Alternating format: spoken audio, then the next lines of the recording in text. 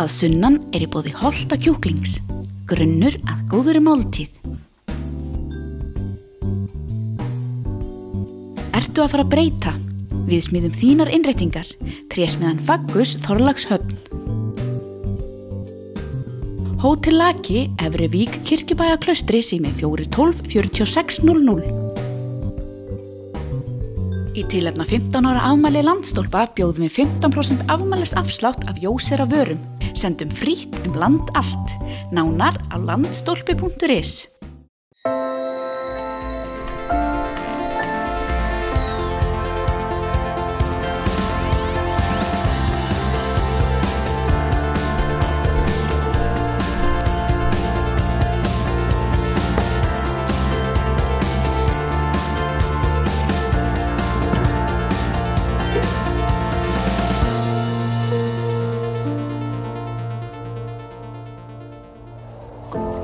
Komið blessu og sæl, við heilsum ykkur hérna sunnan og það ýmislegt sem við ætlum að bralla í þættinum í dag. Meðal annars ætlum við að kanna undirheima Rangárþings ytra. Við heimsækjum líka Jarðaberjaland í Bláskógabyggð, spásurum eftir náttúrustíg og skoðum plánetur í fylgd Hornfirðinga og svo síðast en ekki síst spyrjum við frétt af nýrri brú yfir Ölfusá. En við byrjum á því að skoða hellana á Ægissíðu. Hér í byrjun 20. aldar lá heimreiðin heima að bænum, torfbænum sem var hérna upp á hæðinni og einn daginn þá fór bara hálfur hestur hér onni sem var á leiðinni heima að bæ og menn fóru að skoða hvað væri undir og fóru að grafa, af hverju hesturinn hefði svona hrapað bara onni í jörðina og þá fundu menn hennar stærðareina helli sem afi sagði að hefði verið 7 metra hár og 7 metra breiður og langur en eigi að síðu hrunin að stórum hluta því hann hafi verið upprunalega miklu stærri. Hellin svo djúpt hérna onni að menn gerðu brunn í miðjum hellinum til þess að bara nota fyrir bæinn. Sérðu það? Vá! Þetta stærðar en hellir. Þetta rosalegt. Við sjáum nú ekki mikið af honum en einhver hluta, hann liggur hérna lengra inn vinstra megin. Við erum stödd í Rangárþingi ytra og hér sannarlega ekki allt sem sýnist. Við komumst að því þegar við gengum bernskuslóðir Baldurs Þórhallssonar og hann byrjaði á því að bjóða okkur í Fjóshelli, þar sem við tylltum okkur niður í höfðingjasæti sem hugsanlega voru höggvin í bergið, líkt og hellirinn, löngu fyrir landnám. Afi minn, Þorgils Jónsson á Ægissíðu, sem var fæddur í lok 19. aldar.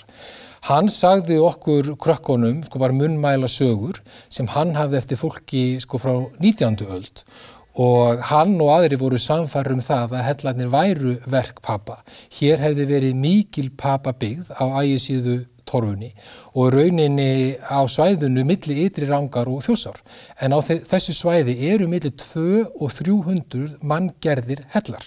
Við vitum náttúrulega ekki nákvæmlega hvort þetta var verk pappana eða hvað, en ég vil bara trúa þessum munnmæla sögum sem afi minn sagði mér á sínu tíma og var sannfærður að væru sannar.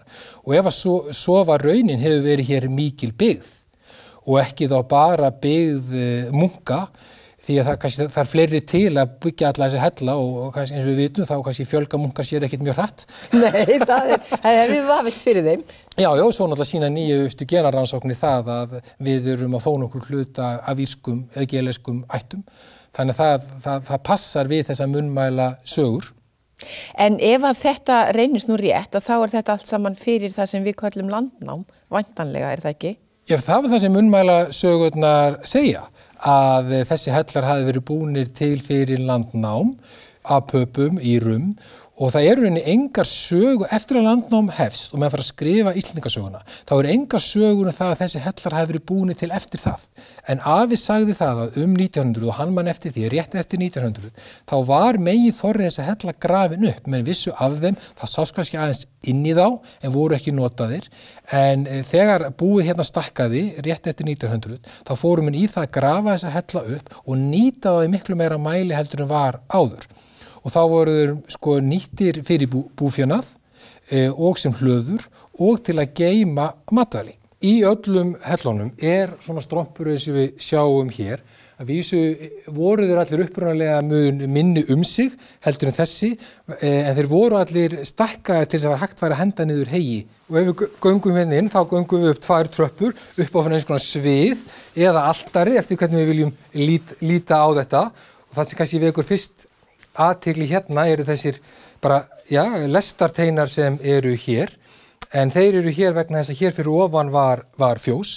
Hellin alltaf notaðu sem hlaða og ég man eftir því sem Polly hér á 8. áratugnum þá var hérna stóru vaglátin síga hér niður. Hann fylltur af heyi og síðan dreginn upp með talíunni. Og við löpum hérna innst í hellin. Þá komum við hér að eins konar hvelfingu og eins og við sjáum þá er þetta alveg einstaklega fallega höggvið. Mjög auðvelt að höggva móbergið. Og það er merkilegt hvað þetta hefur haldið sér í allar þessar aldir.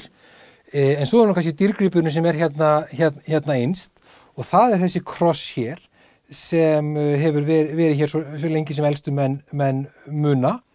Og þetta vildi mjög afi halda fram að væri frá tímum papa og þetta er ekki kross sem er svona típisku kaþólsku kross eins og finna má í sumum hellum á landinu og hérna má rauninni greina hérna fætur kristrauninni sko og búkin og hérna annað svona. Þannig að þetta er nokkuð merkilegt.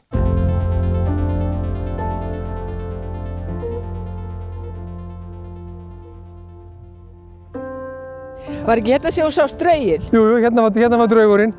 Það var hérna gemsinn sem hljóp hér á móti okkur inn ganginn og gekk á afturleppunum.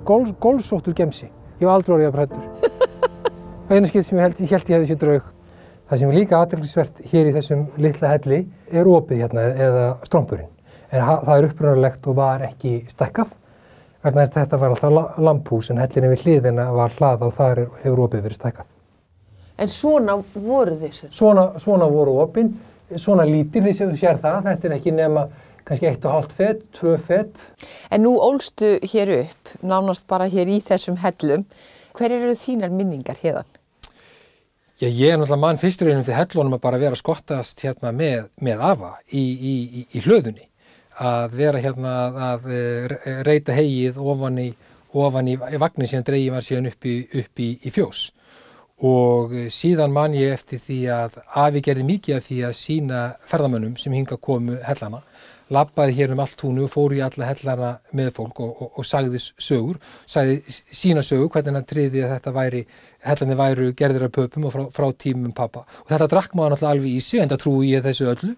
Þetta er hinn svokallaði kirkjuhellir og afi hélt því fram að hann hefði borið það nafn. Hellin er bara allar götur og mundi eftir því í byrjun 20. aldar fólk kallaði þetta kirkjuhellir. Og hér var alveg mjög fallega höggvin hvelfing í hellinum og þetta rauninni var eins og bara kirkjuhvelfing, ef það má kalla sem svo. En því miður þá sko hefur hellinum ekki verið viðhaldið og hann hefur verið opinn síðustu 3 áratugi, þannig það hefur snjóað inn í hann og ringt þannig að hann er eiginlega að skemmast. Sko afi hélt því alltaf fram að þetta hefði verið eini staðurinn á allur torfunni sem var slétt land, brekkan hérna við hliðina og hann hélt því fram að svæði hérna fyrir framan þar hefði kirkjugarðurinn verið, þó hann hefði nú ekki sannanir fyrir því. En þetta held ég sem gæti kannski bara ágætis áskorun á fornleifafræðingana. Og fórst þú svo ekki eitthvað svona fett í fótsporans með því að sýna þá? Jú, það var nefnilega þannig að hérna á 8. áratugnum og svona í byrjun 9. áratugarins þá komu mikið af ferðamönnum. Sko bæði Íslendingar og ekki síður og útlendingar líka. Og við strákarnir sem byggum hérna á Ægisíðu gerðum bara heilmikið í því að fara með ferðamenn og sýna þeim hellana. En það græddum við heilmikið á því. Við gerðum rauninni ekki annað rauninni frá svona lok júní fram í byrjun ágúst að sýna hella. Hér eru stundu 3 rútur á hlaðinu, fullar af ferðamönnum. Og sem voru að skoða hellana og þetta var voða gaman og við græddum heilmikið, við fengum mikið af súkkulaði og peninga, erlenda gjaldeyrir sem var mjög gaman. Hvað varstu gaman? Sko ég held ég að ég byrjaði á þess að ég var ekki með 6 eða 7 ára og þá fór ég bara með þuluna sem ég hafði heyrt afa fara með og útlendingarnir voru voðalega impressed ég held sko. Þessu gáfulega barni. Já, þetta var mjög skemmtilega og ég náttúrulega talaði bara íslensku við útlendingarna og þeir skildu það. Var það ekki? Jú, og minnstu kosti handapati þegar maður var að benda þeim á strompana og krossin og fleira.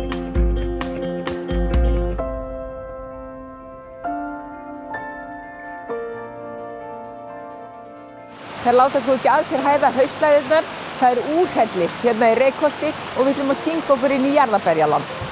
It's so noisy here because we have plastic greenhouses.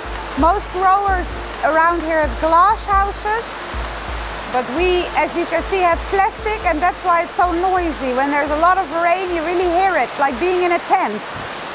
Regnið buldi á gróðurhúsinu en inni var hlýtt og bjart. Það alltaf sól í jarðarberjalandi.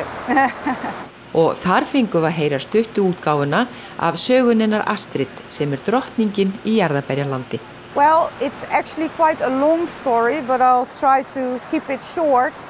My father, he's a grower in Holland, and he also has greenhouses in the United States. And they used to fly with Iceland Air to the United States. And the crop he grows in Holland, the plants, they need a cold period. And it was really hard to do in Holland because the technology in the cooling warehouses wasn't what it is today. And then they thought at a certain moment, you know what, maybe Iceland is an idea to keep our plants cold. And they rented greenhouses here to try it. And they did that for a few years. And in 2005 they built this greenhouse for those plants, but then technology caught up with them, so now they're able to do it in Holland, and the greenhouse was empty, and I always loved to come here. Then I decided to buy this greenhouse and start my own business here. Here we see flowers that come from the plants, and when we get flowers, we also get bees, and they will start pollinating the flowers. And then the next stage, it's like this. It becomes a small strawberry, not yet coloring. And then this is the next phase. It becomes white and bigger. And then when it's ready to get picked, it's big and red and sweet. Astrid á og rekur jarðarberjaland ásamt manni sínum, Ehud Kafri. Og þegar við komum í heimsókn hittum við á 2 splunkunýja starfsmenn sem voru að tína sín fyrstu ber. Þetta voru þau Sebastian frá Fraklandi og Karen frá Mexíkó, bæði í ævintýraleit á Íslandi. First day is excellent actually. I just discovered picking strawberries and it's very interesting. Never did that before. I was picking other stuff, like I went to Australia picking ginger and stuff. But yes, strawberry, it's pretty cool. I didn't know that it was growing in Iceland actually.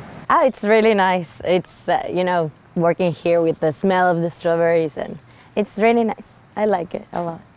Why are you here? I'm here because I'm on a big trip. I left Mexico in February. I kind of sold everything, and I started a trip in Africa. So I did 6 countries, I did some volunteering, and I found other types of job. And after that, I met with my friend, and we decided to come to Iceland. Like, we have always wanted to go to Iceland, and we found some sort of companionship. So we said, okay, let's do it. And the second week we met, we were like, okay, let's do it. So we just bought the tickets and decided to come. We came from the airport to Reykjavik by hitchhiking, which was the first step in discovering Icelandic people. And we met a nice guy, actually. So that's good, that's interesting. And how long will you stay? 1 month. 2 weeks just like volunteering here, like getting some experience in this kind of business or of like way of living, you know, in the farms and all this kind of things that we really love. And then this other 2 weeks we're going to be traveling around Iceland. Fínir vinnumenn í jarðarberjalandi sem eiga án efa eftir að reynast vel. Og Astrid berði vel söguna að stofna fyrirtæki hér á landi. Yes, it is. I mean, for me it worked really good because we chose a product that wasn't grown yet on a large scale. And of course, starting a business, it's always going to be difficult. There's always going to be hard steps to take. But the people here were very helpful. Yeah, in the end of the day, it's all been good. And everybody knows everybody. Everybody knows everybody, but that's a big advantage. Because then if you need something, you can just ask the neighbor and he's, oh, I have this friend and he has a friend. And then you're talking to the right person. So you like Iceland? I love Iceland. I think it's a great country. I love the nature, I love the people, and yeah, I'm at home here.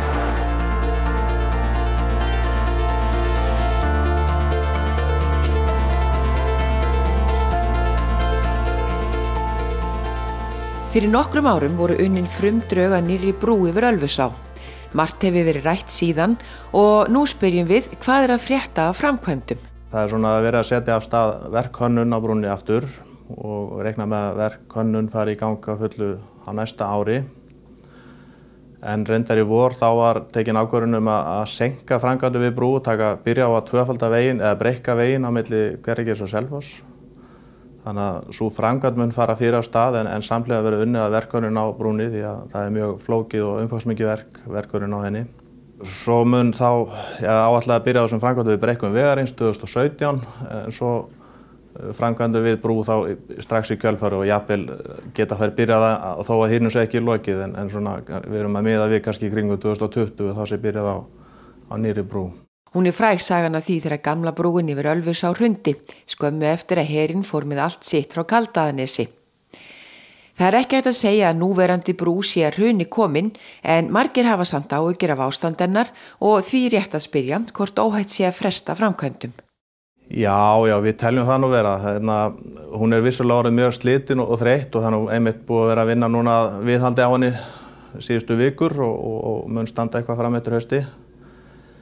En já, við heldum að hún sé ekkert að fara að hrynja þenni svoleiðis en það auðvitað vissulega reynir á hana sko og það getur vel verið að koma að því að menn þurfa eitthvað að takmarka sko þunga á henni því að eins og segja hún farin að láta verulega á sjá. Núverandi brú breytti miklu en hverju mun þessi nýja breyta? Já, hún breytir náttúrulega kannski aðgenginu Selfoss má segja. Það óneitanlega gamla brúin bara barn síns tíma, hún mjög þröngar akreinar yfir og gönguleiðin þar líka mjög þröng og þetta ekki í takt við þær gröfur sem við gerum í dag. Umferðin gengur mjög rólega í gegnum miðbæinn Selfossi og það svona tímaskekkja að vera að draga alla þunga umferðina í gegnum miðbæinn á Selfossi. Og svo þar fyrir utan þá, eins og segja, brúin orðin 70 ára gömul og það bara þörf á að fá að létta þunganum af henni. Nú voru ekki kannski allir á eitt sáttir hvað hún ætti að vera. Eru menn hættir að skiptast á skoðun? Nei, ég held að menn hætti því aldrei. En þessi staðsetning raun og veru búin að vera inn á aðalskipulagi sveitarfélagsins Selfossi síðan í kringum 1970. Í raun og veru var ákvörðun tekin þá og þeirri ákvörðun hefur ekkert verið breytt en það alltaf einhverjar raddir að eigi að gera hlutina öðruvísi en þeir eru gerðir og það verður alltaf svoleiðis. En ég held að meiri hlutin sé nú á því að hún eigi vera það sem búið ákvæðum verði. Er það sagt að þú sért að missa holu? Já, því miður. Eina uppáhaldshólunum á vellinum. Það 3 braut hérna. Er þetta ekki áhyggjuefni fyrir golfara? Jú, vissulega. En menn verða að láta ýmislegt yfir sig ganga. Við fáum vonandi eitthvað annað í staðinn. Er komin dagsetning á borðaklippingar? Nei, hefur ekki segja svona 2023 eitthvað leys.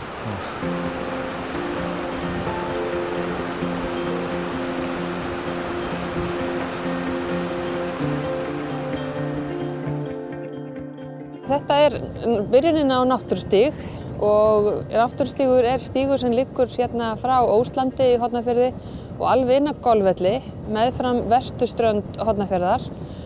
Og frá þessum stíg hægt að sjá allt mögulegt í náttúrunni, fugla, fjöru, jöklana þegar að viðrar þannig, norðurljós líka þegar viðrar þannig. Og við ákváðum að svona fljótlega eftir að náttúrustofan var stofnuð hérna þá kom upp hugmynd að búa til svona líkan af sólkerfinu við þennan stíg því það passar svona svolítið vel í fjarlægðar svona hlutföllum.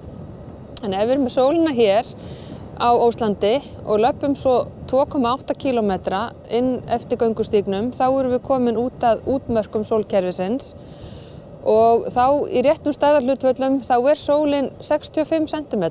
En það var líka kannski hugmyndin hjá okkur að við vildum tengja þetta við grunnskólana og á skiltunum sem eru við hverja reikistjörnu fyrir sig ýmist mynd eða ljóð eða saga eða eitthvað frá grunnskólanemyndum hérna. Og fyrsti bekkur í fyrra, hann á efni á skiltinu hérna við sólina og svo annar bekkur og þriði bekkur og 10. bekkur hjá Plútó. Þannig að þetta bara upplæðið sunnudags labbitúr eins og við erum að fara í núna? Já, ekkert, og náttúrulega með tilgang, þannig að maður getur hort svolítið á skiltin. Það eru fullt af upplýsingum á hverju skilti fyrir sig, þannig að þú gætir raun og veru núna labbað og hugsað með þér, ég ætla að vita hvað kalt á hverju einustu reikistjörnu. Yfirborðshiti 5500 gráður hér á sólinni og svo getur maður skoða þetta á hverju einasta skilti inn eftir öllu, séð hvað raun og veru kólnar. Svo getur ákveðið í annan tíma að horfa á hvað þetta langt á milli reikistjarnanna og það tilgangurinn í það skiptið. Þannig að þú þarft ekki alltaf að hafa sama tilgangin að lesa allt á skiltinu í hver skipti. Eigum við að trýtla á stað? Já, gerum það. Það er líka kannski tilgangur hjá okkur með þessu að sýna að jörðin svo lítil og það er eini staðurinn í sólkerfinu sem líf. Þannig að ef við hugsum þetta út frá okkur og jörðarbúum, að þá viljum við alveg að fólk fatti þetta eini staðurinn kannski í veröldinni sem líf þrífst. Þannig að við verðum að fara vel með jörðin okkar. Við héldum göngunni áfram og á móts við Mars hittum við náttúrufræðinginn Snævar Guðmundsson. Þetta alveg borin vor, Snævar, að við finnum líf á Mars? Það mjög ólíklegt að við finnum líf í dag, líf sem á lífi sko. En við getum fundið vitnisburð mögulega líf, að líf hafi á einhverjum tíma verið á Mars. Og það mikilvægt í að rannsaka það og komast að því, en enn hefur ekki fundist neitt haldbært að lífið hafi verið á Mars. En það haldið í vonina og meðan hún þá verður þetta halda áfram leitað lífið þar.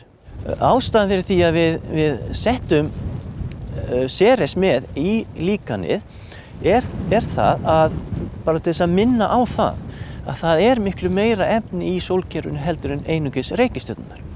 Og þessi smástirni eru lítil brot í samanburði við reikistjörnurnar. Stærsta smástirnið eru 900 km í þvermál, það svona, getur sagt aðeins stærri en Ísland. Svona líkön, þau eru til á mörgum stöðum, þetta ekki bara hér á Íslandi, en í mörgum tilfellum þá þeim fyrirkomið meðal annars í borgum, þar sem þú færð ekki alveg svona tilfinningu fyrir sólkerfinu vegna þess að þú búin að missa sjónar af einhver ákveðinni reikistjörnu þegar þú komin að þeirri næst. En hér maður bara með þetta allt saman? Hérna með þetta allt fyrir augunum og það gefur miklu betri tilfinningu fyrir þessum ógnastærðum sólkerfisins. Var ekki gaman að stúsast í þessu? Jú, mjög gaman. Ég elska stjörnur og reikistjörnur, þannig að fyrir mig var þetta bara eintóm ánægja þótt þetta væri þetta fyrirhöfn. Nú við hvað eins og Bósi Ljósár myndi orða það, komin út fyrir endamörk alheimsins eða hvað? Já, við erum stödd hérna núna við Neptúnus og Plútó. Neptúnus í raun og veru ysta reikistjarnan, en Plútó, hún gengur í sporöskju í kringu sólu, þannig að þegar hún næst sólin okkar, þá hún á sama eða svipum slóðum og Neptúnus. Þannig að við ákveðum að stilla þessu upp hérna. En ef við hugsum þetta ennþá lengra, að þá, hvað næsta sólkerfi, að þá þyrftum við að fara héðan norður fyrir Norðurpól og langt suður fyrir Nýja-Sjáland á jörðinni til að finna samsvarandi sólkerfi og þá mögulega líf einhvers staðar. Þannig að það alveg í óra fjarlægð eins og Bósi Ljósár myndi kannski kalla það.